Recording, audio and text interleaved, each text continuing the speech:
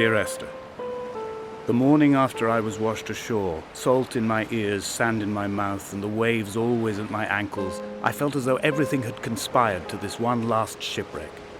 I remembered nothing but water, stones in my belly and my shoes, threatening to drag me under to where only the most listless of creatures swim.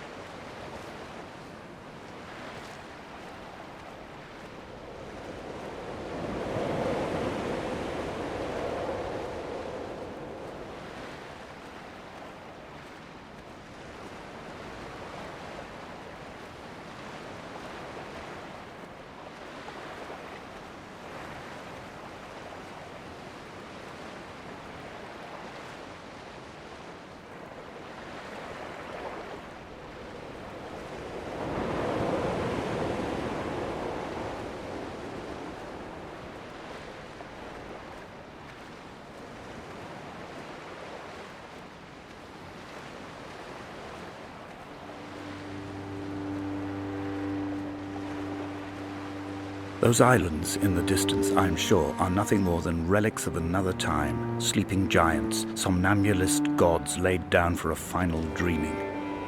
I wash the sand from my lips and grip my wrist ever more tightly. My shaking arms will not support my fading diaries.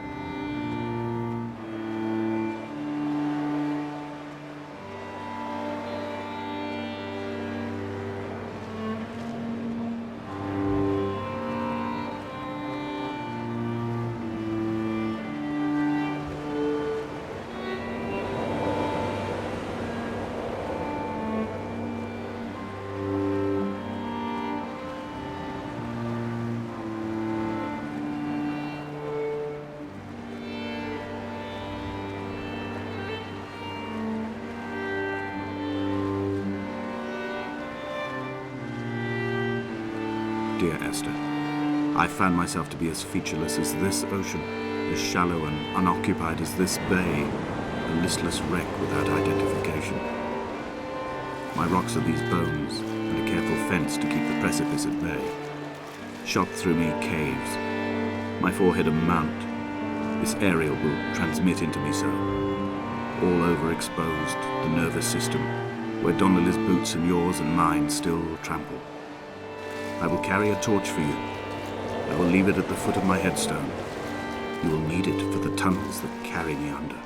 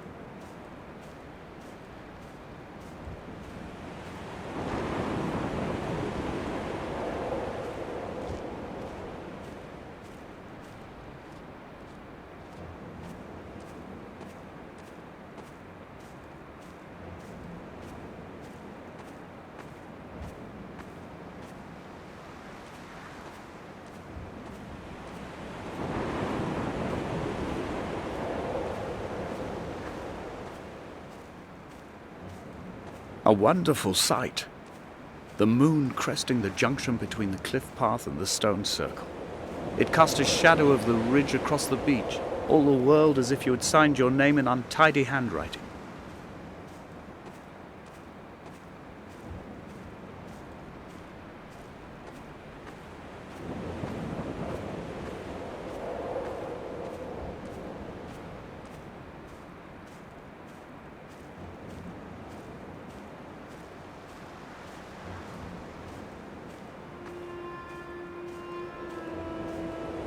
When someone had died or was dying, or was so ill they gave up what little hope they could sacrifice, they cut parallel lines into the cliff, exposing the white chalk beneath. You could see them from the mainland or the fishing boat, and know to send aid or impose a cordon of protection, and wait a generation until whatever pestilence stalked the cliff paths died along with its hosts. My lines are just for this. To keep any would-be rescuers at bay. The infection is not simply of the flesh.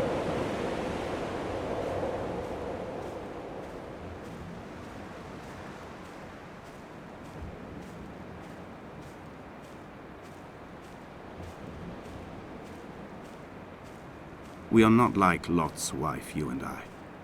We feel no particular need to turn back. There's nothing to be seen if we did. No tired old man parting the cliffs with his arms. No gifts or Bibles laid out on the sand for the taking. No tides turning or the shrieking gulls overhead. The bones of the hermit are no longer laid out for the taking. I have stolen them away to the guts of this island, where the passages all run to black, and where we can light each other's faces by their strange luminescence.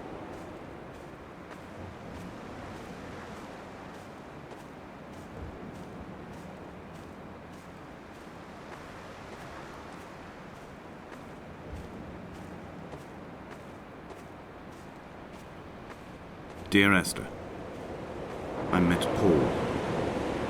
I made my own little pilgrimage.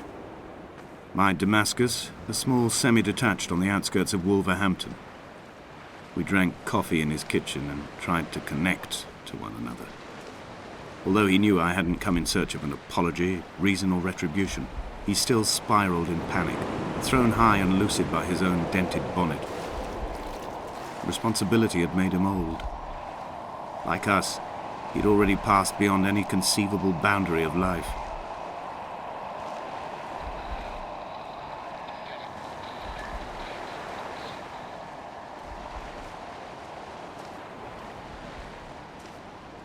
I would leave you presents outside your retreat in this interim space between cliff and beach.